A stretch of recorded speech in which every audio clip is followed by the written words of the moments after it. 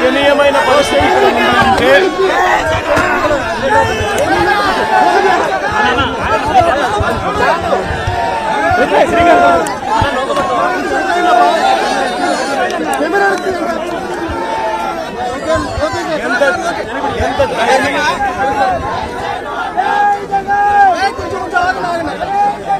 ఎంత దయనీయమైన పరిస్థితి ఇక్కడ ఉంది అని అంటే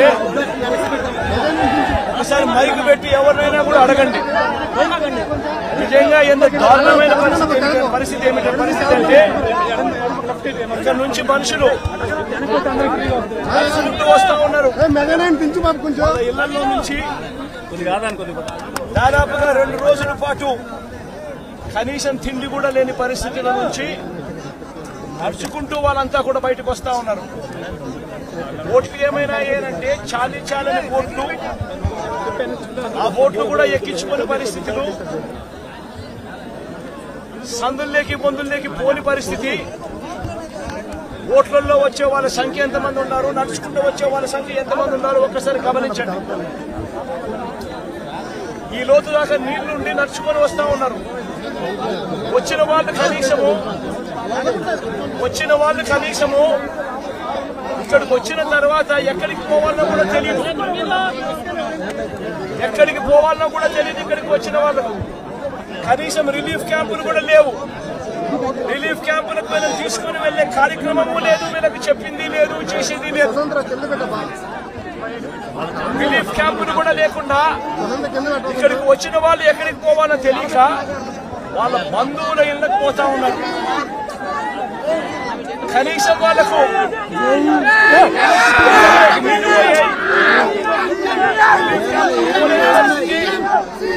రిలీఫ్ క్యాంపులు పెట్టని పరిస్థితి.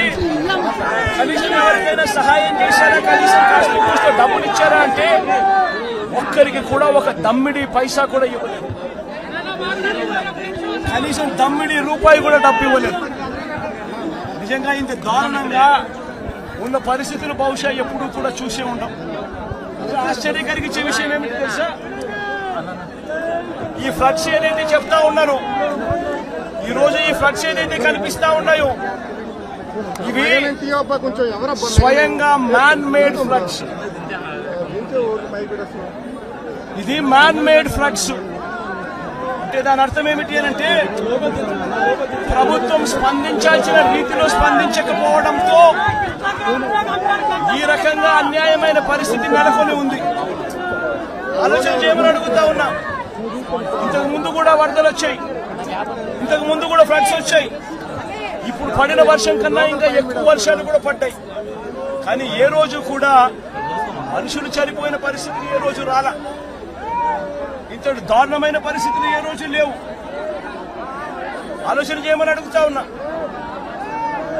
ఆగస్టు 28వ తారీఖున బుధవారం నాడే బంగాళాఖాతంలో బంగాళాఖాతంలో అల్పపీడనం ఏర్పడతా ఉంది అని చెప్పి, వాయుగుండంగా మారుతా ఉంది అని చెప్పి 28వ తారీఖునే బుధవారం నాడే అలర్ట్ వచ్చింది రాష్ట్ర ప్రభుత్వానికి. 28వ తారీఖునే అలర్ట్ వస్తే ఆ అలర్ట్ లో గురువారం నుంచి వర్షాలు మొదలవుతాయి, చిన్నగా పడతాయి.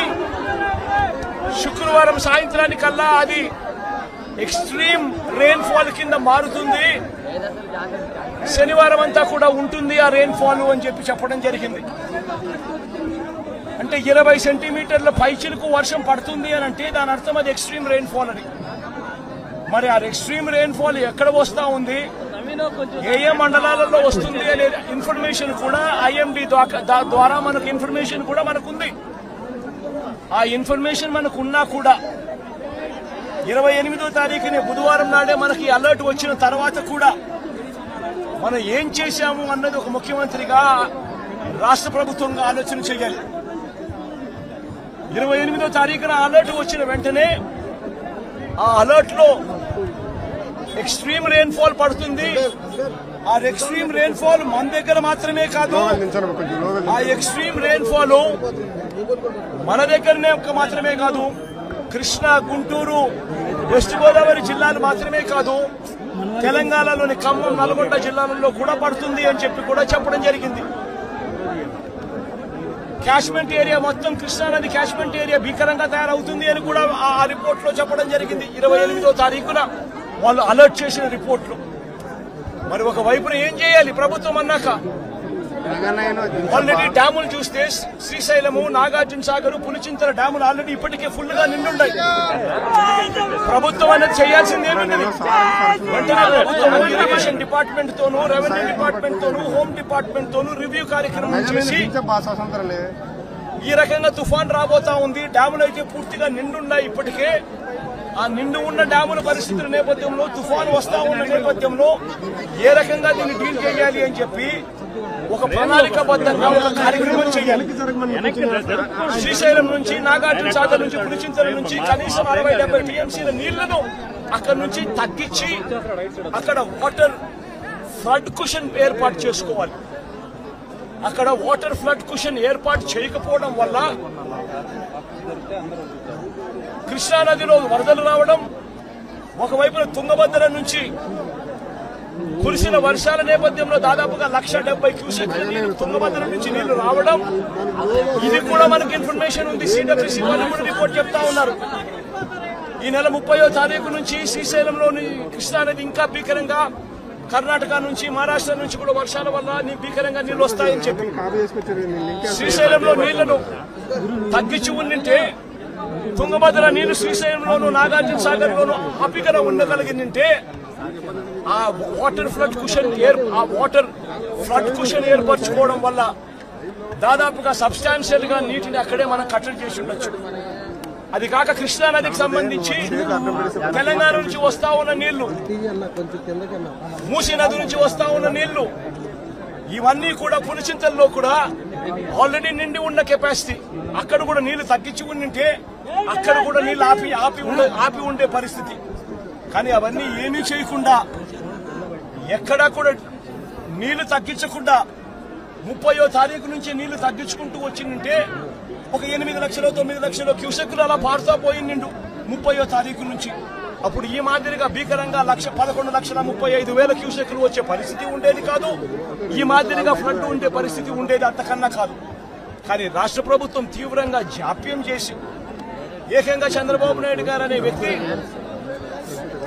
తాను ప్రజలను పట్టించుకోవాల్సిన ఆవశ్యకతను పూర్తిగా మర్చిపోయి రెడ్ బుక్ పాలనతో పరిపాలన సాగిస్తూ కక్ష సాధింపుల మీదనే ధ్యాస పెడతా ఉన్నాడు తప్ప గవర్నెన్స్ మీద, ఏం చెయ్యాలి అన్న దాని మీద ధ్యాస లేకనే ఇది మ్యాన్ మేడ్ ఫ్లడ్ కింద ఇంత భీకరంగా తయారైన ఫ్లడ్ ఇది.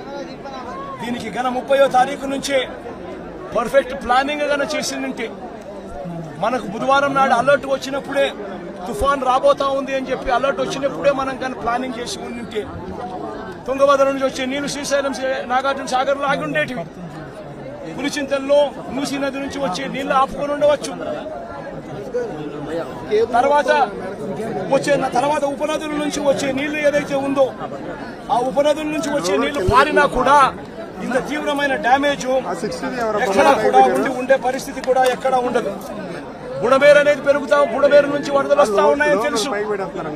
బుడమేరు నుంచి వస్తా ఉన్న వరదలను కూడా ఇక్కడనే పంపించే కార్యక్రమమే చేశారు. శనివారం రాత్రి ఒక అలర్ట్ లేకుండా, ఒక సిగ్నల్ లేకుండా నీళ్లు బుడమేరు నుంచి గేట్లు ఎత్తేశారు. ఎంత దారుణమైన పరిస్థితి అనంటే, వలగలేరు హెడ్ రెగ్యులేటర్ కు సంబంధించిన లాకులను 11 లాకులను శనివారం రాత్రి అర్ధరాత్రి దాటిన తర్వాత ఎత్తారు.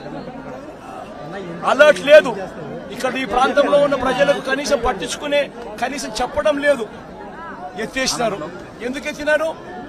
చంద్రబాబు నాయుడు గారు ఉన్న ఇల్లు, కరకట్టు మీద ఉన్న ఇళ్లకు ఆ ఇంటికి సంబంధించిన ఆ నీళ్లు పోకుండా రక్షించుకునే దానికోసం విజయవాడలోని ఈ ప్రాంతాన్నంతా కూడా నీటిమయం చేశారు చంద్రబాబు నాయుడు గారు. నేను అడుగుతా ఉన్న ప్రతి ప్రశ్న కూడా లాజికల్ గా అడుగుతా ఉన్నాను. ఎవరైనా కానీ సమాధానం చెప్పాలనుకుంటే మొట్టమొదటిగా ప్రజలకు క్షమాపణ చెప్పి ఆ తర్వాత ఈ ప్రజలకు ఏం చేయబోతున్నాము అన్న మాటలు కూడా చెప్పి ఆ తర్వాతనే సమాధానం చెప్పాలని చెప్పి చంద్రబాబు నాయుడు గారిని గట్టిగా కూడా కొడతా ఉన్నాయి. ఇప్పటికి కూడా రిలీఫ్ క్యాంపులు లేవు. నిన్నటి దాకా కూడా ఎన్ని రిలీఫ్ క్యాంపులు పెట్టారు అని చెప్పి అడిగితే 6 రిలీఫ్ క్యాంపులు మాత్రమే ఉన్నాయని చెప్తా ఉన్నారు. లక్షల మంది ఈరోజు నీట మునిగి ఉన్నారు. 6 రిలీఫ్ క్యాంపులు ఏ మూలకు సరిపోతాయి కూడా తెలియడం లేదు. ఎక్కడ ఉన్నాయో కూడా తెలియని పరిస్థితిలో ఈ రోజు ప్రజలంతా కూడా ఎక్కడికి పోవాలో తెలియవు. ఎన్ని క్యాంపులు క్యాంప్ ఎక్కడ ఉందో కూడా ఏర్పాటు ఎక్కడ అయిందో కూడా తెలియని పరిస్థితిలో ఈ రోజు ప్రజలంతా కూడా ఉన్నారు.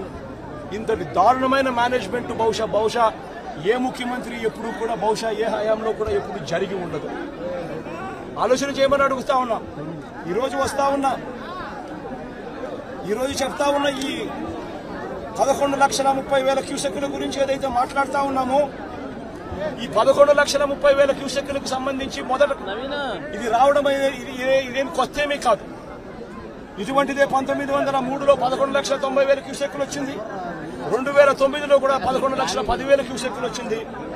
మా హయాంలో కూడా 2019, 2020, 2021, 2022లో కూడా ఇలాంటి వరదలే ఇలాంటి రెయిన్ఫాలే నమోదు కూడా అయింది.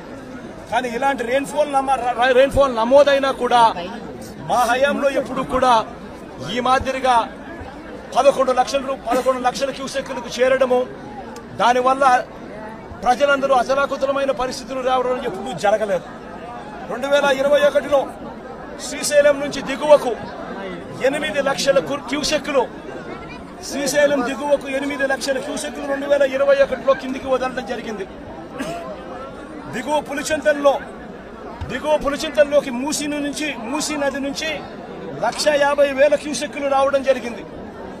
మున్నేరు నుంచి ప్రకాశం బ్యారేజీలోకి 3,50,000 క్యూసెక్కులు చేరినప్పటికీ కూడా ముందు జాగ్రత్తగా Srisailam reservoir, Nagarjuna Sagar reservoir, Pulichintala reservoir వీటి అన్నిటిలో కూడా ముందు నుంచే ఫ్లడ్ వస్తా ఉంది అని తెలిసిన నేపథ్యంలో, వాయుగుండంగా మారుతా ఉందన్న నేపథ్యంలో, ముందు ఇన్ఫర్మేషన్ ఉన్న నేపథ్యంలో శ్రీశైలము, పులిచింతల, నాగార్జున సాగర్ డ్యాములను నీళ్లను తగ్గించి అక్కడ ఫ్లడ్ కుషన్ ఏర్పాటు చేయడం వలన డెవాస్టేషన్ రాకుండా కేవలం 8 లక్షలు 9 లక్షల క్యూసెక్కులు మాత్రమే నీళ్లు కిందికి వెళ్ళిపోయేట్టుగా చర్యలు తీసుకోవడం వల్ల ఇటువంటి పరిస్థితులు రాకుండా గతంలో చేయగలిగాము అన్నది కూడా ప్రతి ఒక్కరూ కూడా గమనించమని కోరుతా ఉన్నా.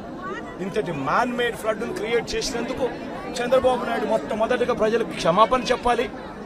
క్షమాపణ చెప్పి కనీసం వీళ్ళకందరికి కనీసం బేసిక్ ఫెసిలిటీస్ లేవు, తినేదానికి తిండి లేదు, తాగేదానికి నీళ్లు లేవు, రిలీఫ్ క్యాంపులు లేవు, రూపాయి డబ్బు ఇవ్వలేదు.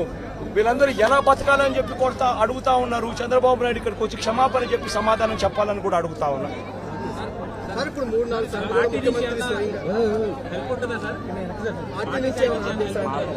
పార్టీ నుంచి మొత్తం అందరూ కూడా క్రియాశీలకంగా పార్టిసిపేట్ చేస్తారు.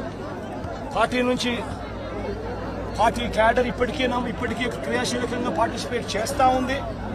సీను దగ్గర నుంచి మా ఎమ్మెల్యేలు కంటెస్ట్ చేసిన వాళ్ళందరూ, కార్పొరేటర్ల స్థాయి నుంచి అందరూ కూడా ఇదే నీటిలోనే ఉన్నారు. ఈ రోజు నుంచి కాదు, 2 రోజుల నుంచి కూడా ఇదే కార్యక్రమాలే చేస్తూ ఉన్నారు. ప్రజలకు అందుబాటులో కొద్దో గొప్ప వీళ్ళు చేయగలిగిన కాడికి ఖచ్చితంగా చేస్తూ ఉన్నారు. కానీ ప్రభుత్వం అనేది స్పందించాలి. అది మోస్ట్ ఇంపార్టెంట్.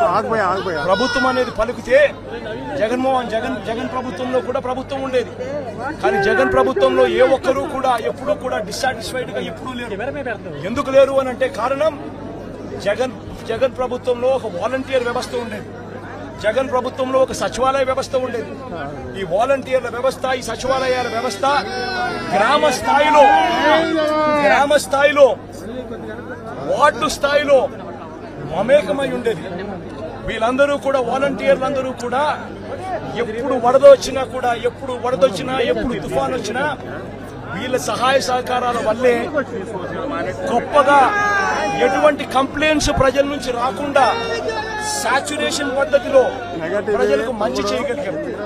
తుఫాన్ వచ్చినప్పుడు జగన్ ముఖ్యమంత్రిగా ఉన్నప్పుడు తుఫాన్ వచ్చినప్పుడు కలెక్టర్ గారికి నేను చెప్పేవారు, నేను మీకు వారం రోజులు టైం ఇస్తా ఉన్నా, వారం రోజుల తర్వాత నేనే వస్తాను, వచ్చిన తర్వాత నేను ప్రజలతో మమేకమై నేను అడుగుతాను.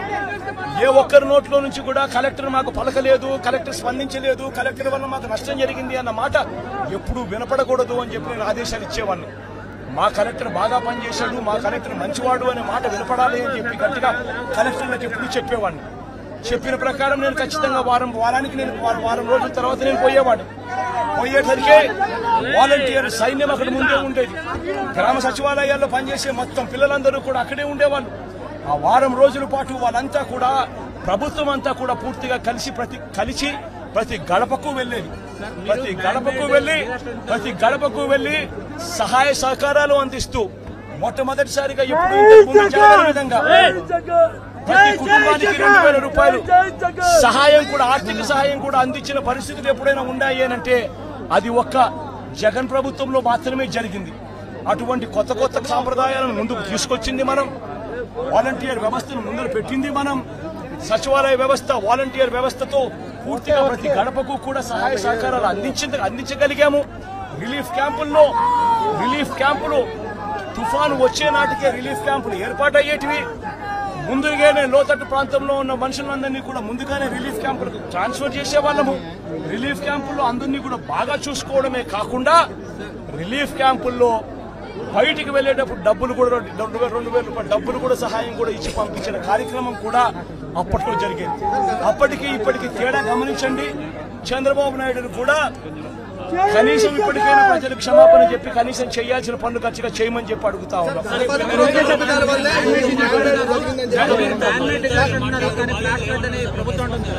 ప్రతి బాధితుడు కూడా మీరంతా ఉన్నారు, నాతో పాటు మీరంతా కూడా నడుస్తా ఉన్నారు.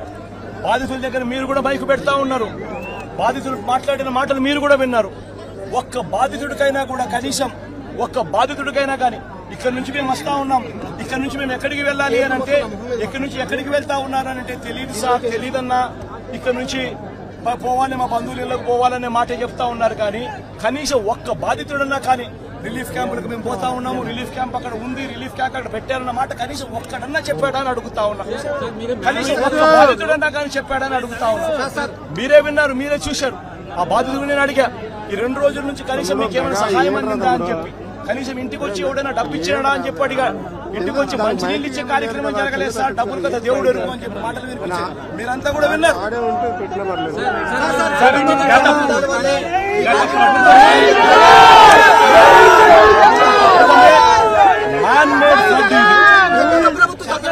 గత ప్రభుత్వం తప్పుల వల్ల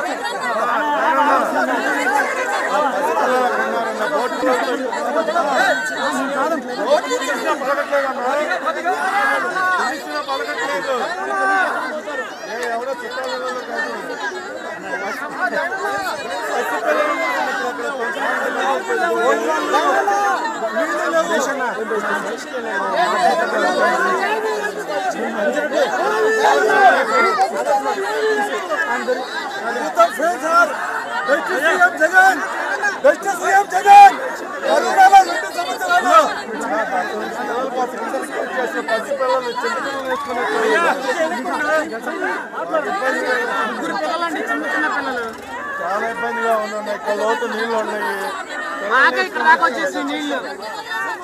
మొదలు వదిలేసి వచ్చాము. ఇంకా పసిపిల్లలతో 10 మంది ఉన్నారన్న బోట్ అడుగుతుంటే ఎవరే ఉంటారు. పసిపిల్లలు వేసుకుని ఎట్లా అవుతారని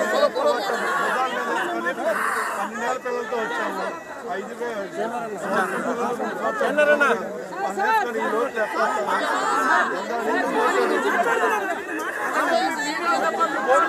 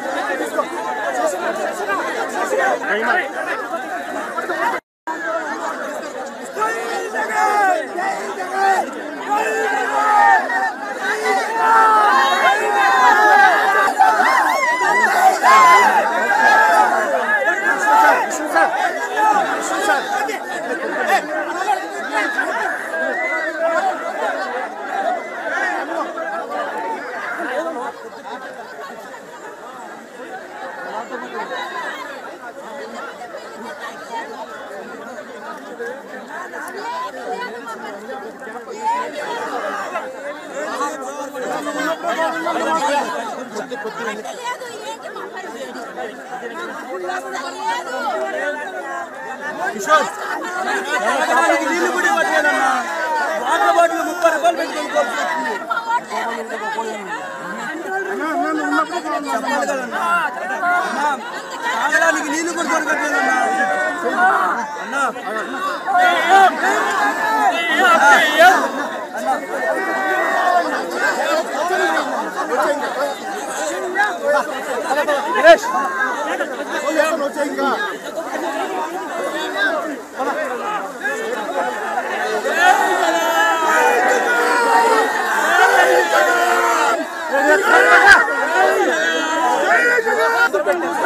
sir okay sir okay sir పరిస్థితులు చూసాను సార్.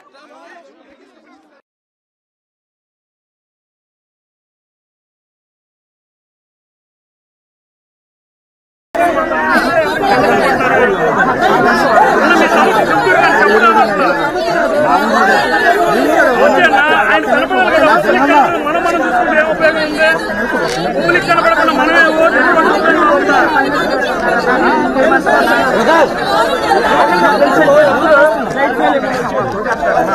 పెద్దన్నా మోట్లన్నా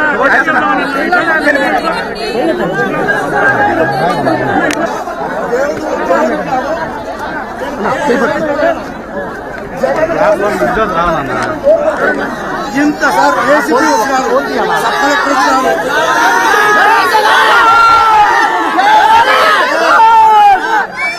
బాబు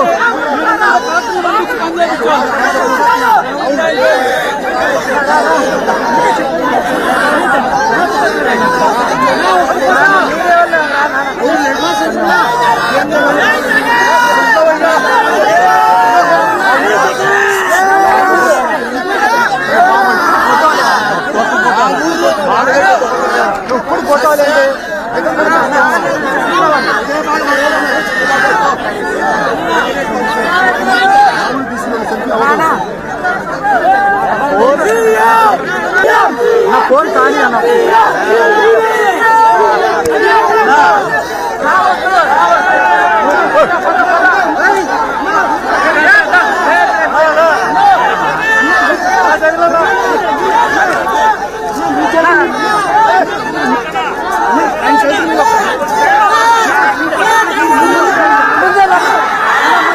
బాబు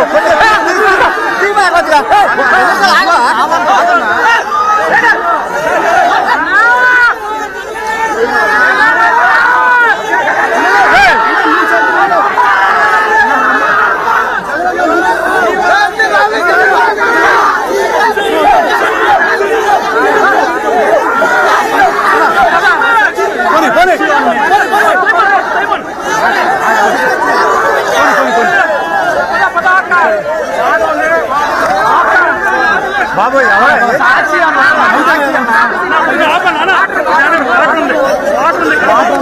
చెప్పండి వాటర్ ఉంది ఇక్కడి నుంచి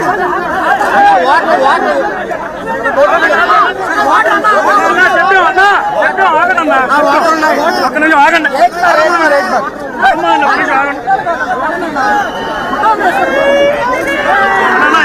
కొద్ది పెట్టానా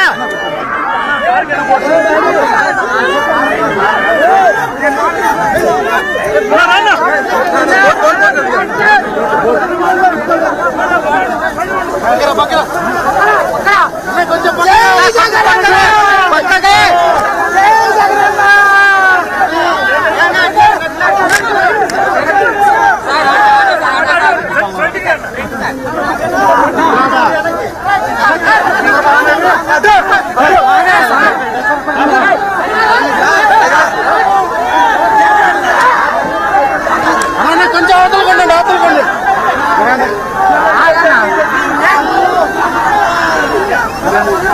అన్నా పక్కన ఇవ్వాలి అన్నా